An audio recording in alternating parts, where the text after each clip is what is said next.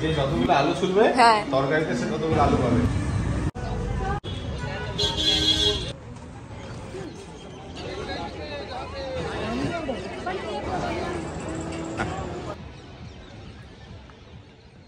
Hello everyone, কেমন আছে সবাই? দিশা দীপাঞ্জনের আরেকটা নতুন দিনে তোমাদের স্বাগত জানাই। তোমরা তো জানোই আমরা আগ্রায় এসেছি ঘুরতে, আর আগ্রায় আজকে আমাদের দ্বিতীয় দিন। তো আজকে আমাদের সাথে থাকো, পুরো ব্লগটা দেখতে থাকো। মুড নিয়ে গেলে পরে এনজয় করতে হবে। আমার তো সবখানে মুড, মানে ওখানে আমি গিয়ে একটু নাটক নিয়ে যাই, এখনই দিকে একটু বাজাইলাম একটু। তুমি তো বললে উকুলেলে নিয়েই যাবা না। দাদা বললো নেই, যাইতে দিবে না। ও আচ্ছা আচ্ছা, রেখে ঢুকতে হবে। বললাম যে তাজমহল রাত্রেবেলা বুঝতে হবে, রাত্রেবেলা তোমাকে তাজমহল ওইভাবে ঘুরে দেখতে দিবে না, এটা কনফার্ম। আধা ঘন্টা ক্লিয়ার করতে করতে লাইটটাই দেখতে দিবে, আর কিছুই দেখতে দিবে না। যেটার মধ্যে লাইট রে ফোকাস করলে কি হয় ওইটাই দেখাবে দূর থেকে তোমাকে। তোমার সামনে দিয়ে দেখতে দিবে না, ধরতে দিবে না যে কি দেখতেছো। রোববার শুধু বন্ধ থাকে। কালকে একটার সময় ঘুমায়, আজকে আমি সকালে যেতে পারতাম না। তো সেসব ছাড়ো, আমরা হয়ে গেল। আজকে আমরা অনেক দিন পরে, 2-3 দিন পরে আমরা আজকে প্রপার রাত্রিবেলা শুয়ে সকালবেলা উঠছি।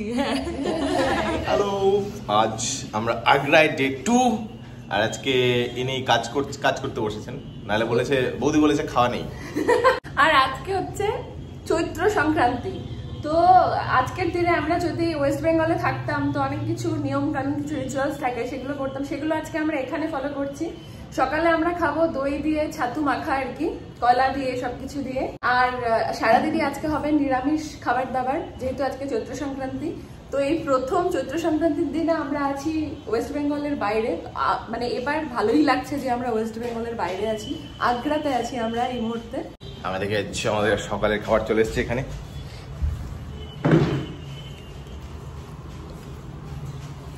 ও, এটা খাবারের সাথে মানুষও চলে এসছে। তো এখন টেস্ট করা যাক জিনিসটা। ফার্স্ট টাইম টেস্ট করছি এটা। খাওনি তো আগে? না, কারণ দুঃখিত হওয়ার কিছু নয়, সবাইকে কাজ দিয়ে মানে কোচবিহার না, শিলিগুড়ি থেকে নিয়ে আসছি, কারণ আগ্রাতে কচুর লতা পাওয়া যায় না। ও, দুধের নাম এটা রিক্তা মাসি বানাইছে। হ্যাঁ,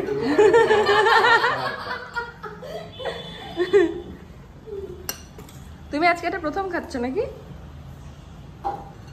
মানে ছাতুতে দই ফার্স্ট টাইম। আচ্ছা আচ্ছা।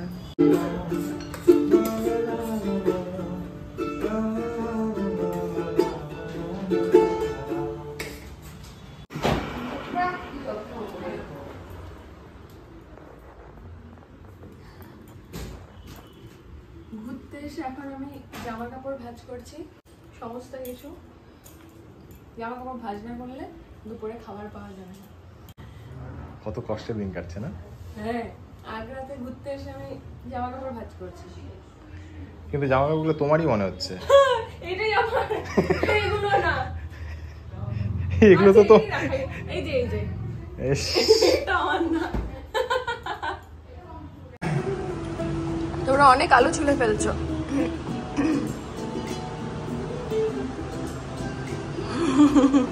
গুড। কি কি? যে যতগুলো আলু ছুলবে তরকারিতে সে ততগুলো আলু পাবে। ওই হিসাবে আমি আর দাদাই পাবো, তোমরা কেউ পাবো না। আগ্রায় এখন গরম প্রায় 41 ডিগ্রি মতো, আর এই গরমে তরমুজ খেতে অমৃত লাগে। সকালের খাবার দাবার আমাদের অনেকক্ষণ আগেই হয়ে গেছে, আর এখন আমরা খাবো তরমুজ। এদিকে সকাল থেকে 1.5-2 ঘন্টা কন্টিনিউ বসে আমার কচুর লতা কাটা একদম শেষ, আর এইদিকে দিদিভাই রান্নাও বসিয়ে দিয়েছে। আমরা আগ্রাতে যে জায়গাতে আছি সেই মোড়টাকে বলে কেহরি মোড়, আর এটা হলো পান্না সিনেমা হলের একদম অপোজিট। আজকে আমরা ঠিক করেছি তাজমহল দেখতে যাব, যেটা আগ্রার ঐতিহ্য। সকালে ভেবেছিলাম ঘুম থেকে উঠেই তাজমহলটা দেখব, কিন্তু সেটা আর হয়নি, তাই আমরা বিকেলে যাব। এটা আজকে চৈত্র সংক্রান্তি স্পেশাল খাওয়া দাওয়া। এটা হচ্ছে করলা বেগুন ভাজা, তাই না?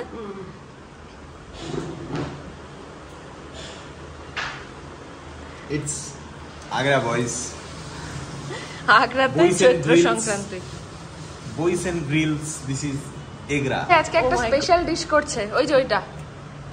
এটা আগে কখনো করেনি, আজকেই রাঁধছে। এটা নামকরণ হয় নাই এখনো, খেয়ে কেমন লাগবে এটাই তো খাই বলতে হবে। ছানা আছে, আমি বললাম ছানা আছে, তুমি হ্যাঁ না বলো। কোথাও ঘুরতে এসে যদি বাড়ির খাবার খাওয়া যায় না, এর থেকে ভালো আর কিছু হয় না। কেমন টক? এখন আমরা যাচ্ছি একটু শপিং মলে, একটু শপিং করব। এখন তুই জানতি না কটা বাজে না? এখন বাজছে 3:23। হ্যাঁ, ওই 3:30 মতো। প্রচন্ড রোদ আগ্রাতে, এখন প্রচন্ড গরম। আর এখন যেহেতু মলে যাবো, ওখানে গরম লাগার ব্যাপার নেই, তো সেই জন্য আমরা দুপুরবেলাতেই বেরোলাম। আজকে চৈত্র সংক্রান্তির দিন। অনেকক্ষণ জার্নি করে গুগল লোকেশন দেখে ফাইনালি আমরা পৌঁছেছি জুডিওর একটা স্টোরে। এই জুডিও স্টোরটা আছে ফতেহাবাদ রোডে, আর এই স্টোরের আশেপাশেই আছে শান্তি মাঙ্গলিক হসপিটাল।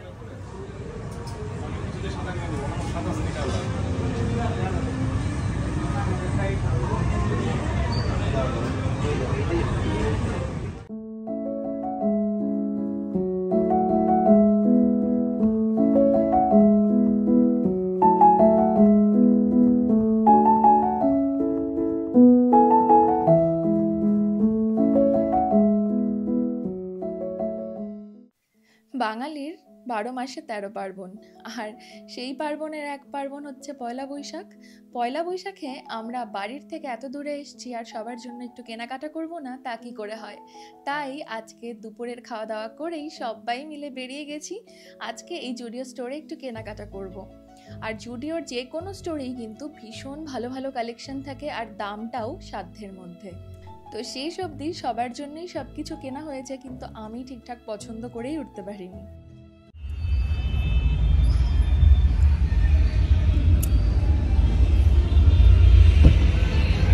খোলা থাকুক, খুব গরম। পার্কিং এরিয়াতে আমাদের গাড়ির ঠিক পেছনে এই যে হলুদ রঙের গাড়িটা, এটা এমনভাবে পার্ক করেছিল যে আমরা আমাদের গাড়িটা বের করতে পারছিলাম না। তাই অস্বাভাবিক গরমে ওই গাড়ির মধ্যেই বসেছিলাম। আর এখন আমরা যাচ্ছি আগ্রার তাজমহল দেখতে।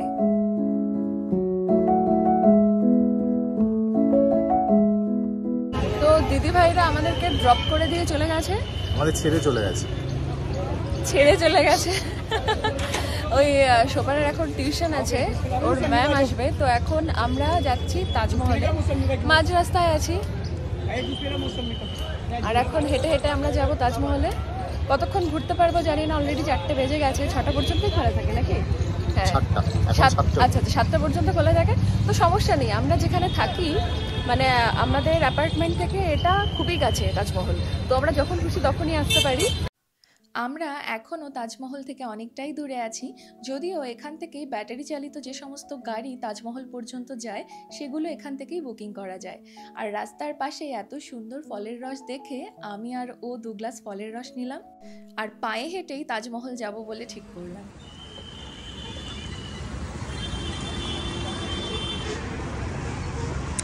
অত ঠান্ডা আছে কি? না, অত ঠান্ডা নেই, কিন্তু আমার গলাটা এরকম খারাপ, আমার ভয় লাগছে। তো ভয় লাগার কিছু নেই, কিচ্ছু হবে না ওটা। ওটা কি বলতো, জাস্ট দিয়েছিল ওর মধ্যে, মানে ওটা বরফটার ওপর দিয়ে জাস্ট রসগুলো পড়ছিল, এমন না যে বরফটা কিছু ভেঙে দিয়েছে, এরকম কিছু। চলো।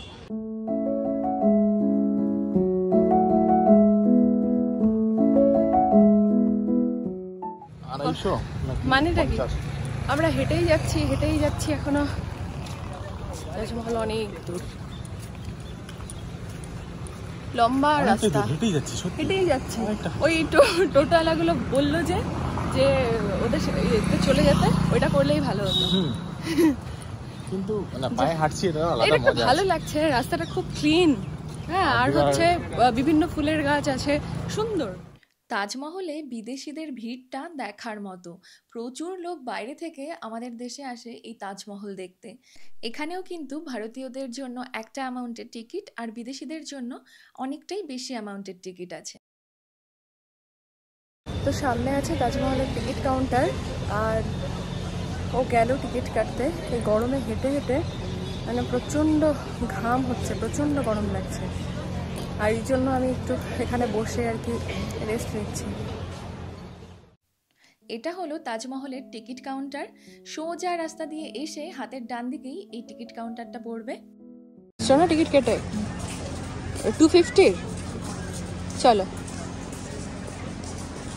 একটা টিকিট হারাবে, হ্যাঁ 100 টাকা করে ফাইন। এই হলো তাজমহলের এন্ট্রি গেট। এখানে কিন্তু সিকিউরিটি চেকিং হয় আর সিকিউরিটি বেশ কড়া। আমরা তাজমহলে আসবার পথে টিকিট কাউন্টারটা প্রথমে খুঁজে পাইনি। তাজমহলের একেবারে সামনে চলে এসেছিলাম আর এখানে দেখলাম তাজমহলের উল্টো দিকের দোকানগুলোতে ব্ল্যাকে অনেকটাই বেশি দামে টিকিট বিক্রি হয়। আর টিকিট কাউন্টারটা কিন্তু তাজমহলের একদম পাশে। তো আমরা তারপর গিয়ে সেখান থেকেই টিকিট কালেক্ট করলাম। আর এখন হবে আমাদের সিকিউরিটি চেকিং। এখানে পুলিশের প্রচুর পাওয়ার এবং পুলিশকে লোক রেসপেক্টও করে, আমাদের এখানকার মতো নয়। ফাইনালি আমরা আগ্রার ঐতিহ্যবাহী তাজমহলে ঢুকলাম। এটা হলো তাজমহলের এন্ট্রি গেট। আর ওই যে দূরে ছোট ছোট ঘরগুলো দেখা যাচ্ছে, এগুলো কিন্তু এখন ইন্ডিয়ার আর্মির আন্ডারে আছে। তাজমহলে ঢোকার দুটো টিকিট আছে, একটা 50 টাকার। এই 50 টাকার টিকিটে শুধুমাত্র নিচের অংশটাই ঘোরা যাবে, আরেকটা আছে 250 টাকার। এই 250 টাকার টিকিটে নিচের অংশের সাথে সাথে তাজমহলের ওপরেও ওঠা যাবে। তাজমহলের এন্ট্রান্স, আর এখন আমরা এই এন্ট্রান্স দিয়ে তাজমহলে ঢুকবো। আজ থেকে প্রায় 400 বছর আগে এই তাজমহল তৈরি হয়েছিল।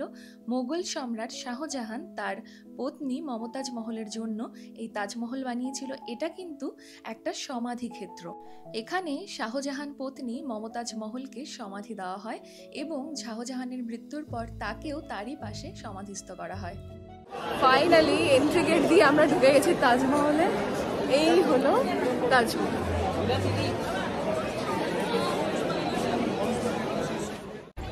এখন আমরা তাজমহলের একদম সামনে চলে এসেছি।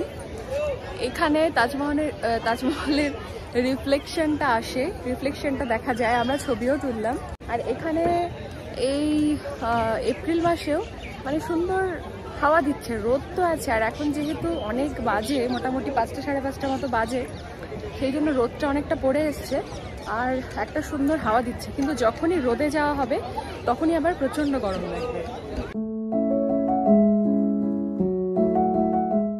কথিত আছে এই তাজমহল তৈরির পর প্রায় 4000 কর্মচারীর হাত কেটে দেওয়া হয়েছিল। তোমরা যারা ছবি বা ভিডিও বা রিলস বানাতে আগ্রহী, তারা কিন্তু এখানে প্রচুর ফটোগ্রাফার পেয়ে যাবে, যারা প্রফেশনালি প্রচুর সুন্দর সুন্দর ছবি বা রিলস বা ভিডিও তুলে দেয়।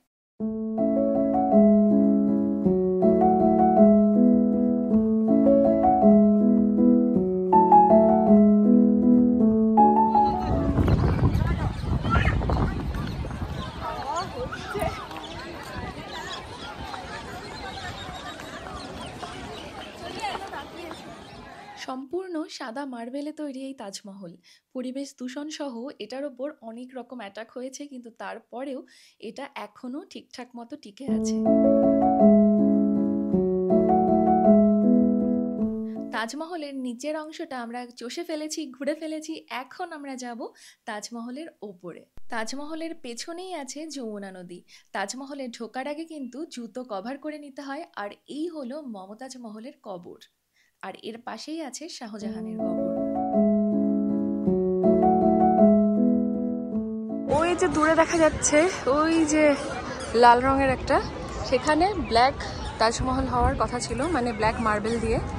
তো সেটা একটা গার্ডেনের মতো করে দেওয়া আছে। হ্যাঁ, আর এই হচ্ছে যমুনা নদী। আমরা এখন তাজমহলের ওপরে যমুনার হাওয়া খাচ্ছি। এদিকে এত ঠান্ডা হাওয়া আসছে, আর এই তাজমহলের ভেন্টিলেশনটা এত সুন্দর। ভেতরে কোনো রকম ফ্যান নেই, কিছু নেই, তারপরে সুন্দর ঠান্ডা হাওয়া। যমুনা নদীর কাবাল।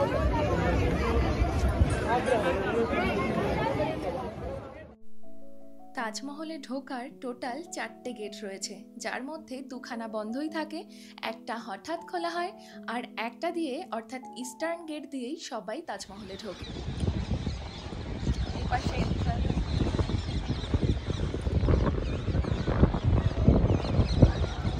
এই পাশে হচ্ছে সানসেট।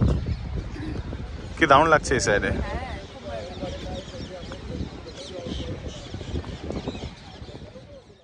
এই যে এখানে একজন আসছেন, এখানে প্রচুর বানর আছে। হ্যাঁ হ্যাঁ হ্যাঁ আমি দেখছি। এই বাবা, এই কি মুখে দিচ্ছে, কি মুখে দিচ্ছে।